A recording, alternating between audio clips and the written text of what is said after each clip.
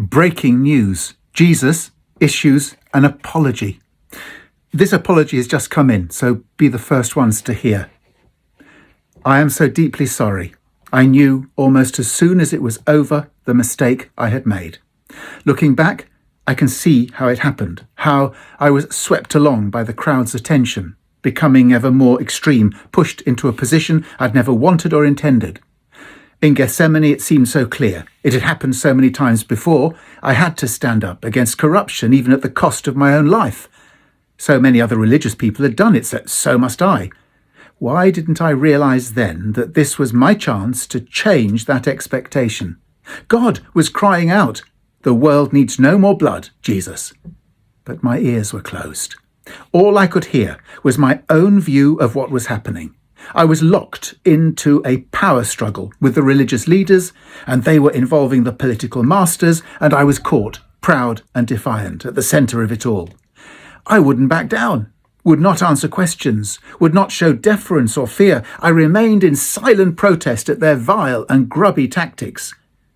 If only I had listened to my mother, or to sweet Mary Magdalene. But the men around me only understood confrontation and violence, and I chose martyrdom. Oh, shame on me, shame on me.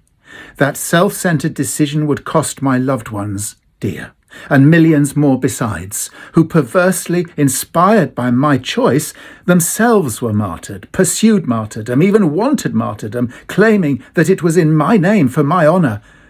Oh, woe is me. They suffered and died because of me. If only I had chosen differently, if only I'd been humble, wise, careful, had negotiated, been diplomatic and canny, if only I had used my intelligence and foresight to defuse and de-escalate the crisis and tension, if only I had chosen peace and life rather than violence and death.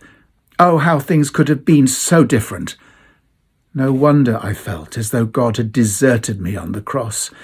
I'd closed my ears to God's advice, turned away from God's imploring, ignored love's beseeching, and gone my own way into the darkness and devastation of a selfish, religious martyr fixation.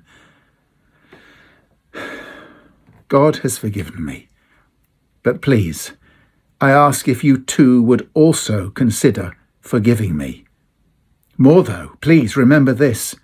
Your life is sacred, and never to be surrendered in religious fervour. You're here to love, and love must always find a way to talk itself through to the place of peace, justice, and reconciliation. Breaking news, this just from Jesus. Gosh, that is a powerful apology.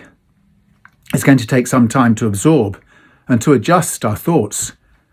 And what a challenge for it to come now, when the world's in such conflict and turmoil. Well, the message is clear. God wants no more bloodshed. We have to find out how to talk our way through to the place of peace.